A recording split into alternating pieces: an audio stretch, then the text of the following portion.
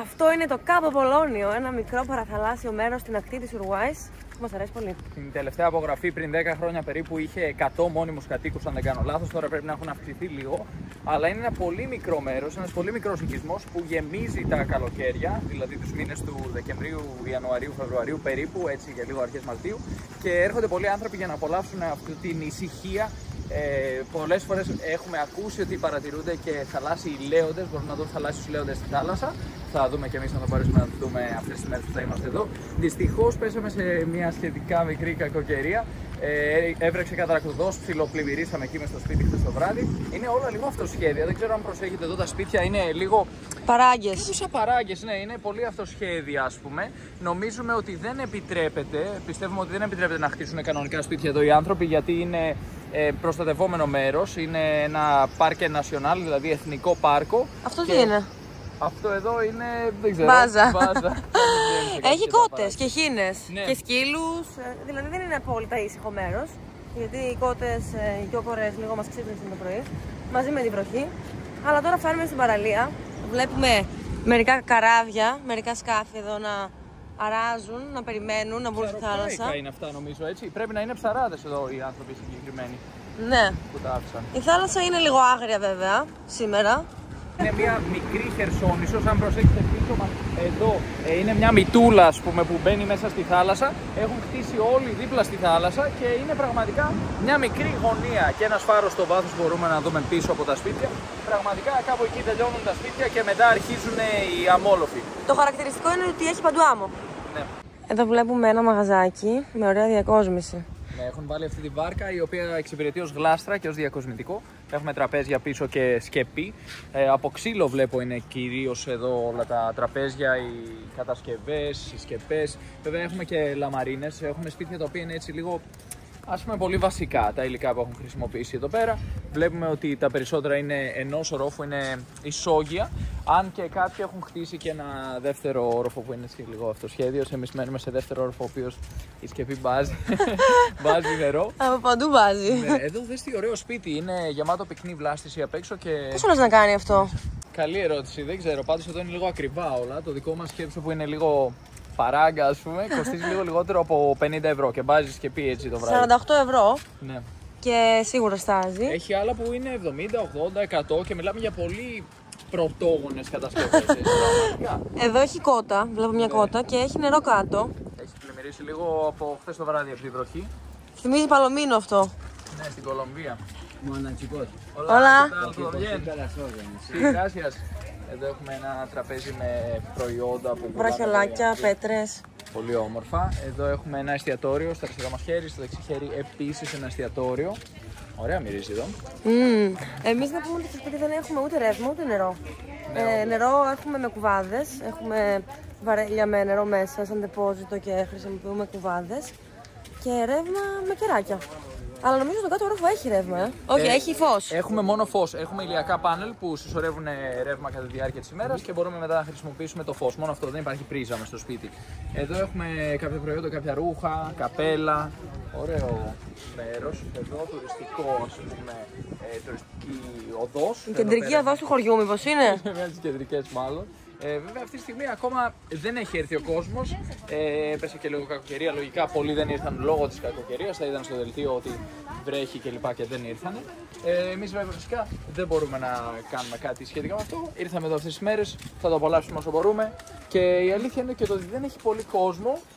Έχει και αυτό μάλλον τα καλά του, τα θετικά του, γιατί όταν έχει πολύ κόσμο εδώ, ενδεχομένως επειδή είναι πολύ μικρός ο οικισμός, να υπάρχει ένας χωρεσμός, να γεμίζουν εδώ οι δρόμοι, να μπορούμε να φανταστούμε να περπατάμε παντού άνθρωποι. Κότες, εδώ βλέπουμε σκύλος. Και το σπίτι μας. Α, το σπίτι μας. Το σπίτι μας, να τα πράγματά μας εκεί πάνω στεγνώνουν. Κάτσε να κάνουμε και ένα zoom. Αυτή είναι η δική μας παράγκα. Αυτή είναι η παράγκα το μας. Το τσαντήρι μας. Όπως βλέπετε είμαστε από τα λίγα διόροφα της περιοχής. Wow. Και μια κότα που κυκλοφορεί αμέριμνη εδώ στην κεντρική πλατεία του οικισμού. Αυτή είναι η πλατεία, έτσι μας είπε η σπιτονικοκυρά μας. Ναι. Για να βρούμε το σπίτι είναι απέναντι από την πλατεία. Ψάχνουμε πλατεία εμείς που λέγεται Πλάσα. Να δει και η κότα. Πλάσα λέγεται και η παραλία βέβαια. Ναι. Και Λέμε τώρα πλατεία εννοεί, παραλία εννοεί. Εκεί, ξύλινη κατασκευή, ρε παιδί μου, τι σπίτια είναι αυτά πραγματικά. Εγώ αναρωτιέμαι πότε τα χτίσαν εδώ οι άνθρωποι αυτά τα σπίτια. Εδώ η σπιτονικοκυρά μας είπε είναι περίπου 20 χρόνια. Εδώ, καλά θυμάμαι, γύρω στα 20 χρόνια. Και το αγόρασε αυτό, μας είπε. Ενδεχομένως να έχει χτίσει αυτή το πάνω, βέβαια. Σε κάθε περίπτωση είναι λίγο παγωμένο στο χρόνο αυτό το χωριό, αυτός ο οικισμός. Εδώ έχει και μπάνιο, αλλά είναι κλειδωμένο νομίζω. Ναι, από ό,τι είδαμε και χθες που φτάσαμε, είναι κλειδωμένο. Και τώρα, αν συνεχίσουμε ευθεία, θα πάμε προς το σταθμό των λεωφορείων. Αλλά εγώ θα ήθελα να κινηθούμε προς τον Φάρο, γιατί διάβασα ότι μπορεί να πετύχουμε θαλάσσιους λέοντες εκεί. Θες να πάμε? Πάμε. Αυτό είναι το άλλο διόροφο της περιοχής. Ναι. Πολύ χαριτωμένο σπίτι, έτσι δεν είναι? Ναι. Αυτά τα αυτοκίνητα γιατί είναι εδώ? Δεν ξέρω, από ό,τι γνωρίζω απαγορεύονται τα αυτοκίνητα εδώ πέρα. Ενδεχομένως αυτοί οι άνθρωποι να εργάζονται εδώ και να φέρουν προϊόντα και να ξεκουράζονται, να κάθονται κάποιες ώρες εδώ και να φεύγουν πάλι. Δεν είμαι σίγουρος βέβαια, θα ρωτήσουμε τους όποιους να μάθουμε περισσότερα. Και τώρα πηγαίνουμε προς τον Φάρο του χωριού και βλέπουμε άλλο ένα ωραίο σπίτι με ξύλα, με λαμαρίνες. Μοιάζει λίγο με στάβλος. Εδώ φτάνουμε στην είσοδο του Φάρου. Βλέπουμε ότι έχει μια πινακίδα που λέει ότι η είσοδος κοστίζει 35 πέσος. Φαντάζομαι ότι αυτή η είσοδος, αυτό το κόστος είναι για να μπούμε στον Φάρο όντως και να ανέβουμε πάνω. Ωράριο επίσκεψης 10 με 1, δηλαδή 10 το πρωί με 1 το μεσημέρι και 2 το μεσημέρι με 5 το απόγευμα. Αυτή τη στιγμή είναι λίγο μετά τις 5. Φαντάζομαι ότι δεν θα μπορέσουμε να μπούμε στον Φάρο αυτό καθ' αυτό αν θέλουμε να μπούμε. Αλλά σε κάθε περίπτωση εμείς πηγαίνουμε προς τους θαλάσσιους λέοντες που έχει από πίσω στους βράχους. Εδώ έχει και χελιπουέρτο που σημαίνει ελικοδρόμιο για να μπορέσει να προσγειωθεί εδώ ένα ελικόπτερο σε περίπτωση εκτάκτου ανάγκης, ενδεχομένως κάποιου ιατρικού ίσως εκτάκτου. Σε κάθε περίπτωση περπατάμε προς τον Φάρο, θα περάσουμε πίσω από τον Φάρο και θα κατέβουμε στους βράχους, αν γίνεται να το κάνουμε από εδώ, ή τέλος πάντων θα πλησιάσουμε στους βράχους για να δούμε τους θαλάσσιους λέοντες. Μας είπαν ότι έχει θαλάσσιους λέοντες, θαλάσσιους ελέφαντες και ίσως φώκες. Μας είπαν ότι δεν είναι μόνο θαλάσσιοι λέοντες, θα τους δούμε σε λίγο και θα μπορέσουμε ενδεχομένως να δούμε και τη διαφορά μεταξύ τους, γιατί υπάρχει και ένα μπέρδεμα στους θαλάσσιους λέοντες και ελέφαντες κλπ. Και τι είναι ο καθένας. Πάμε λοιπόν να τους δούμε μαζί. Φτάσαμε στον Φάρο, εντυπωσιακός Φάρος, αλλά παρατηρήσαμε ότι είναι περιφραγμένος ο χώρος, δεν μπορούμε να κατέβουμε στα βράχια από εδώ. Άρα θα πάμε γύρω-γύρω, γιατί ξέρουμε ότι υπάρχουν θαλάσσιοι λέοντες, τους είδαμε με τον drone. Τους είδαμε με τον drone προηγουμένως, όντως. Να πούμε ότι εδώ αυτός ο χώρος ανήκει στο στρατό και είναι περιφραγμένος. Δεν μπορούμε λοιπόν να πάμε πουθενά παρά μόνο στον Φάρο, αλλά εμείς θέλουμε να κατέβουμε να δούμε τους θαλάσσιους λέοντες. Θα βγούμε λοιπόν, θα περπατήσουμε κατά μήκος της περίφραξης και θα φτάσουμε στο μονοπάτι. Υπάρχει ένα μονοπάτι που είναι ακριβώς πίσω μας. Έξω από αυτόν τον περίκλειστο χώρο λοιπόν του στρατού, θα περάσουμε στο μονοπάτι, το οποίο είναι κατά μήκος της παραλίας. Δηλαδή, αν θέλει κάποιος, θεωρητικά μπορεί να περπατήσει από τη μία παραλία του Κάπου Απολώνιο κατά μήκος αυτών των βράχων, να δει τους θαλάσσιους λέοντες και στη συνέχεια να συνεχίσει μέχρι να φτάσει στην άλλη παραλία. Εδώ υπάρχουν δύο παραλίες.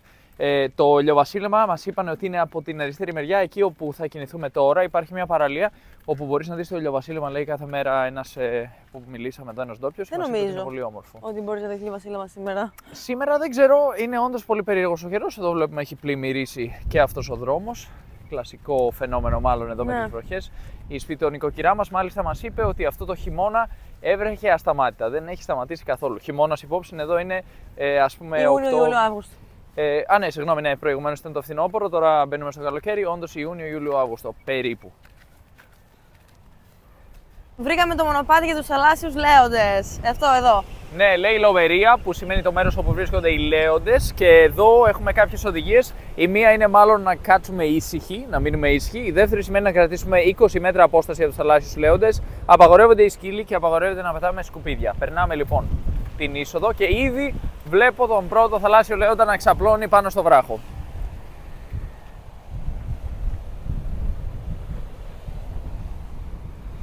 Φτάσαμε στο σημείο που μπορούμε να δούμε τους θαλάσσιους λέοντες και εγώ έχω εκπλαγεί. Είναι απίστευτο θέαμα, είναι πάρα πολλοί, έχουν μαζευτεί όλοι εδώ και ξαπλώνουν, χαλαρώνουν. Βέβαια είδα και κάποιους διαπληκτισμούς προηγουμένως, κάποιοι μαλώνανε μεταξύ τους. Παρατηρούμε ότι οι θαλάσσιοι λέοντες έχουν 4 πόδια κατά μία έννοια, περπατάνε. Βλέπουμε και τα κύματα να σκάνε στους βράχους και να τους βρέχουν τους θαλάσσιους λέοντες. Το απολαμβάνουν, ξαπλώνουν, μιλάνε μεταξύ τους. Το ακούσαμε από μακριά. Ναι, ακούσαμε κάτι θορύβους, κάτι φωνές και λέμε τι είναι αυτό ρε παιδί μου, λες να είναι οι θαλάσσιοι λέοντες και τελικά όντως αυτοί ήταν. Αριστερά μεταξύ παρατηρούμε ότι υπάρχουν μερικοί θαλάσσιοι λέοντες που κολυμπάνε αυτή τη στιγμή. φαίνεται να απολαμβάνουν το νερό αρκετά. Είναι όλοι εδώ μια παρεούλα, έτσι, πραγματικά μαζεμένοι σε αυτούς τους βράχους. Από ό,τι φαίνεται μένουν εδώ κατά τη διάρκεια του χρόνου ή τέλος πάντων κατά ένα μεγάλο μέρος του χρόνου. Είναι μέρος υποπροστασία χάρη σε αυτά εδώ τα πλάσματα, επειδή ουσιαστικά η κυβέρνηση θέλει να τα προστατεύσει και να διασφαλίσει ένα μέρος όπου μπορούν να ζουν και να αναπαράγονται κάθε χρόνο. Εδώ βλέπουμε και ένα θαλάσσιο λέοντα που ξύνεται λίγο πιο αριστερά. Αν προσέξεις, εκεί τον πετύχαμε. Έχουμε ένα θαλάσσιο λέοντα ο οποίος προσπαθεί να ξύσει το λαιμό του, αν υπάρχει λαιμός. Είναι μαζί με την πλάτη, ενωμένος. Πολύ πλάκα δεν έχει. Πολύ φασαριόζικα πλάσματα πάντως. Βλέπω εκεί πιο δεξιά λίγο μαλώνουν, δεν ξέρω τι γίνεται. Είναι μερικά που φωνάζουν ξαφνικά χωρίς κάποιο προφανή λόγο. Για σένα. Ναι. Αυτοί ξέρουν γιατί μαλώνουν. Πάντως μπορούμε να πούμε ότι μοιάζουν λίγο και με φώκες, έτσι, μοιάζουν σε πιο μεγάλο μέγεθος βέβαια. Και κάποιοι από τους λέοντες έχουν και μία χέτη, παρατήρησα. Τώρα αυτή τη στιγμή δεν βλέπω κάποιον δεν μπορώ να εντοπίσω κάποιον, αλλά προηγουμένως είδα έναν σίγουρα που είχε ξεκάθαρη χέτη. Τους είχαμε δει και στο Εκουαδόρ. Ναι, τους είχαμε δει αρκετές φορές εκεί στο Εκουαδόρ. Γκαλαπάγκος, τα νησιά Γκαλαπάγκος είναι γεμάτα επίσης. Πάμε να γυρίσουμε προς το χωριό. Ένα χωριό το οποίο μου φαίνεται αρκετά περίεργη η δομή του. Το ένα σπίτι είναι εδώ, το άλλο εκεί, το άλλο παραπέρα. Μοιάζουν με παράγκες. Αλλά είναι ωραίο αυτό. Πρώτη φορά βλέπω ένα χωριό σε αυτό το στυλ.